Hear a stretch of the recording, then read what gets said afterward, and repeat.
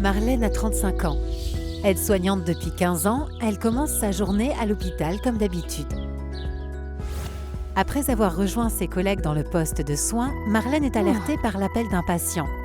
Lors du repositionnement d'un patient dans son lit, une vive douleur au dos la cloue sur place. Impossible de continuer son service.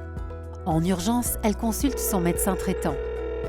Celui-ci lui a parlé de déclaration d'accident de travail et lui a prescrit 1 semaine d'arrêt de travail, le temps que ses douleurs se calment.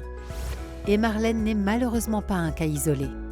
En 2023, la manutention représente la majorité des accidents de travail. À l'hôpital, c'est même la première cause d'accident de travail chez les soignants.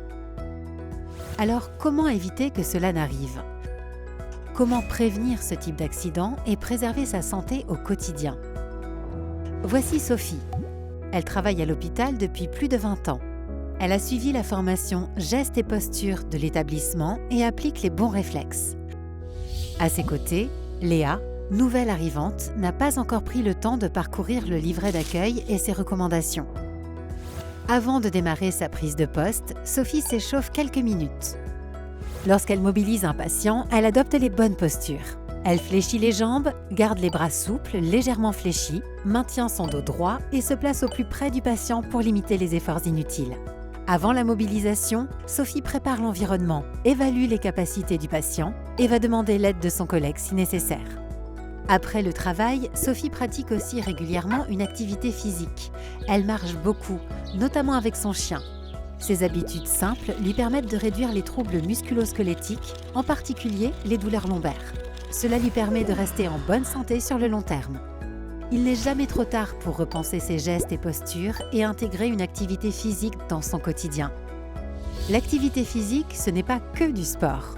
C'est tous les mouvements corporels entraînant une dépense énergétique. Marche, danse, jardinage, ménage, yoga, pilates. L'idéal ? Au moins 30 minutes de marche ou de vélo par jour et du renforcement musculaire, 1 heure par semaine ou 10 minutes chaque jour. Le secret, c'est la régularité.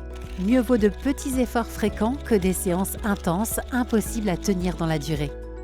Choisissez une activité qui vous plaît, adaptée à votre mode de vie. C'est comme ça qu'elle devient une vraie habitude. L'activité physique n'est pas du temps perdu. C'est un investissement pour rester en bonne santé et prévenir les accidents du travail. Les études sont claires. Marcher 10 000 pas par jour et pratiquer une activité physique régulière permet de gagner plusieurs années d'espérance de vie en bonne santé par rapport à une personne sédentaire.